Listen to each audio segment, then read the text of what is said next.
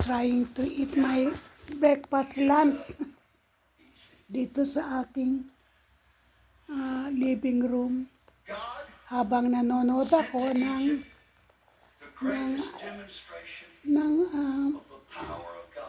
gospel ni mula sa SBN ni Jimmy Swaggart. Yeah. Kaya every Saturday ganito ang ginagawa ko. Yeah, to just spend my time for God's presence. So, yeah, kain tayo. As great as those miracles, and they were a demonstration of God's power, but they were miracles.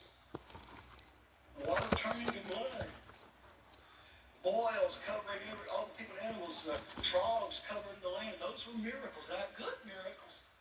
You know, there's bad miracles and there's good miracles. If you are opposing God, you're going to be the recipient of a bad miracle. If you're on the Lord's side, you're going to see a good miracle. Nakaka-inspired minsan, lalo na mag-isa ka lang. Mag-isa lang ako dito sa bahay. Ito lang ang aking yung bang makinig ng Word of God. Parang nagbibigay ng lakas sa akin din.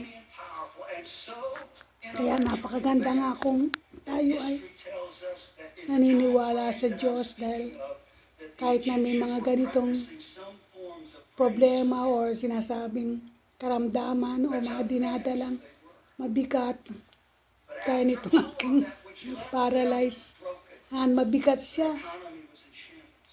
So, ito lang ang nag-inspired sa akin, ang makinig ng mga Word of God at ma-inspired sa kanilang mga sinasabi at encouragement. So, ito ang aking Saturday. Mamaya pagkatapos kong kumain ay magka-quiet time na ako kay Lord ng 3 o'clock. Pag 3 o'clock na, every 3 p.m., pag tumutunog na yung alarm ko, pinagdadasal ko ang Israel. Kasi ito ang binigay din sa akin ministry ni Lord dahil nga hindi na ako makalabas o makapunta sa ibang land sa mission. Ito na ang ginagawa ko with silence prayer for Israel. So mga 4 years ko nang ginagawa siguro yun, or more or less 4 years na laging pagtunog ng alarm ko sa cellphone ko ay nagka-quiet na ako at dinadasal ko ang Israel. So yan ang aking regular na yan. Marami akong activity din. Lalong-lalo na pag ordinary days. Gymnastic. Tapos pamimili ng mga pagkain. At mga bagay na bagay na mga ginagawa ko. Pag-aayos, at lalo na yung pagsusulat ko. So, yan ang aking mga activities na gusto kong i-share sa inyo na sana ma-inspired kayo. That night, while there was rejoicing in the houses of the Hebrews in the land of Goshen, there was bitter weeping and wailing At hindi kayo magsawa sa akin. of the Egyptians, because God said, if you don't let them go, I'm going to send a death angel. And I'm going to strike At ay pinangako ko rin kay Lord na kung maganda ang aking income dito sa pagbabloging, ko yun, tutulong ko sa misyon, lalo sa ating bansang Pilipinas. At hindi ako nagdi-dream na magpatayo ng malaking bahay, kaya ng mga ibang vlogger na nagpapatayo, bumibili ng mga lupa't bahay, ganon.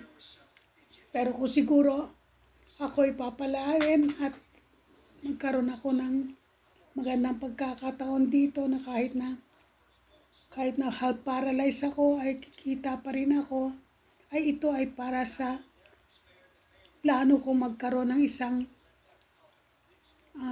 handicap